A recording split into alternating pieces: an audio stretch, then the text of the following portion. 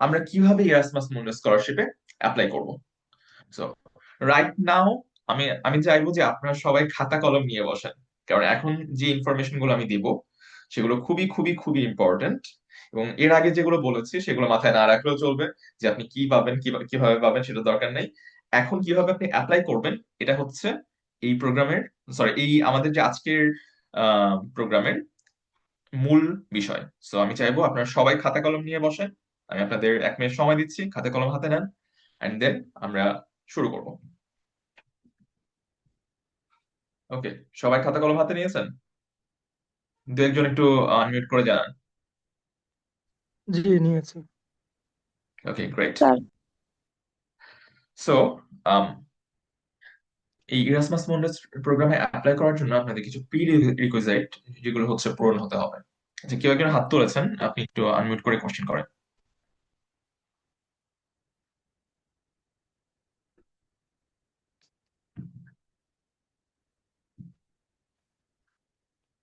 হ্যাঁ, অধরা, আপনি আনমিউট করে কোশ্চেন করুন। আসসালামু আলাইকুম ভাইয়া। ভাইয়া আমি হচ্ছে বিবিএ স্টুডেন্ট, ব্র্যাক ইউনিভার্সিটি। তো আমার একটা কোশ্চেন ছিল যে বিবিএ এর কোনো প্রোগ্রামের জন্য কি ওয়ার্ক এক্সপিরিয়েন্স থাকা ম্যান্ডেটরি, বা থাকলে কি ভালো হয়? আচ্ছা, ওয়ার্ক ওয়ার্ক এক্সপিরিয়েন্স থাকা ম্যান্ডেটরি না, বাট থাকলে ভালো হয়। আপনি না থাকলেও অ্যাপ্লাই করতে পারবেন। আম, বা ওয়ার্ক এক্সপিরিয়েন্স নাই বাট স্কলারশিপ পেয়েছে, এরকম অনেক আমি দেখেছি।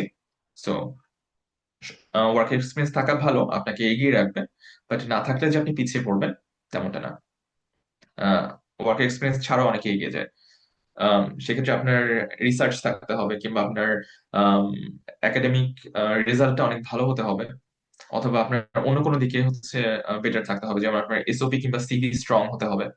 Again, it depends on your total and overall profile, শুধুমাত্র ওয়ার্ক এক্সপিরিয়েন্স না। ওয়ার্ক এক্সপিরিয়েন্স একটা পার্ট, যেটা থাকলে ভালো, না থাকলে কোনো সমস্যা নেই। অলরাইট, আসি এখন যে প্রিরিকুইজিটস। এখানে আপনার একাডেমিক কোয়ালিফিকেশন, অবশ্যই আপনাকে একটা ব্যাচেলার্স ডিগ্রি থাকতে হবে। ব্যাচেলার্স ডিগ্রি থাকতে হবে, এবং আপনার সার্টিফিকেট গুলো আপনি অবশ্যই আপনার ইনস্টিটিউশন থেকে তুলে রাখবেন। অনেক সময় হয় যে আমরা হচ্ছে ব্যাচেলার্স পাশ করে সার্টিফিকেট এখনো তুলি নাই। বিশেষ করে পাবলিক ইউনিভার্সিটি গুলোতে যেটা হয় যে আমরা ফেলে রাখি, 3-4 মাস পরে আমরা তুলি। বাট আপনি আপনি যেটা করবেন যে আপনি পাশ করছেন, সাথে সাথে আপনি সার্টিফিকেট তোলার জন্য অ্যাপ্লাই করবেন।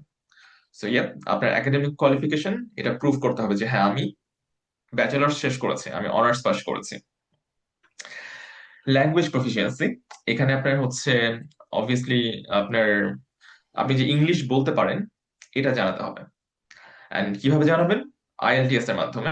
টোফেল বাদ দেন, আমরা হচ্ছে মূলত আইএলটিএস দেব। এবং আইএলটিএস এর স্কোর আপনার কেমন হতে হবে সেটা ভ্যারি করে, প্রোগ্রাম টু প্রোগ্রাম ভ্যারি করে। কোন কোন প্রোগ্রামে আপনার আইএলটিএস এর স্কোর 6 কিংবা 6.5 হলেই তারা অ্যাকসেপ্ট করে।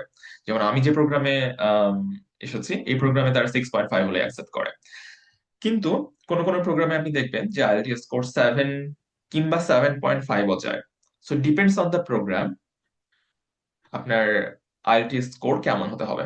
এগেন, প্রোগ্রাম কি জিনিস, প্রোগ্রাম আমরা কিভাবে খুঁজে বের করবো সেটা আমরা একটু পরে আসছি, সে বিষয়ে আমরা ব্যাখ্যা করব।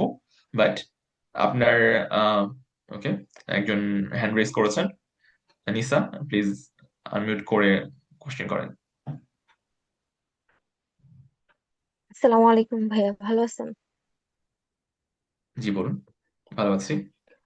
ভাইয়া, আমাদের কি এখানে জিআরই এর কোনো ম্যান্ডেটরি আছে? জিআরই কি না, লাগে জিআরই নাকি কেবল লাগবে না। আইএলটিএস জিআরই করলেই হয়? GRE is not necessary for Erasmus Mundus scholarship. GRE only necessary যখন আপনি ইউএসএ তে কিংবা হচ্ছে উম, কানাডাতে পড়াশোনা করতে যাচ্ছেন সেই সময়।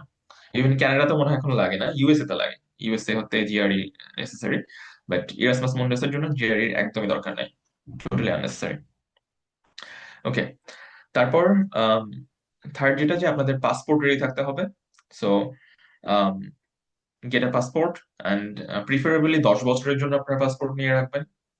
যদি আপনার এরকম হয় যে আপনার পাসপোর্টের মেয়াদ আর 1 বছর কিংবা 2 বছর আছে, অবভিয়াসলি সেই পাসপোর্টটা আপডেট করে রাখবেন, যাতে আম, আরো নেক্সট 5 বছর কিংবা 10 বছর আপনি পাসপোর্টটা ইউজ করতে পারেন। And then proof of residency, এটা ইম্পর্টেন্ট, অথবা এটাকে অনেক সময় বলা হয় সিটিজেনশিপ সার্টিফিকেট। আপনার আম, এলাকার কমিশনার, চেয়ারম্যান, কিংবা হচ্ছে আম, পৌরসভার যে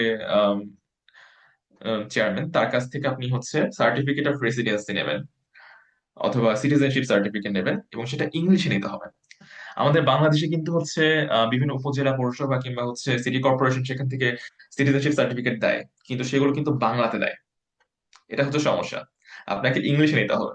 এখন এখানে একটা সমস্যা তৈরি হয় যে অনেক সময় তারা ইংলিশে দিতে চায় না।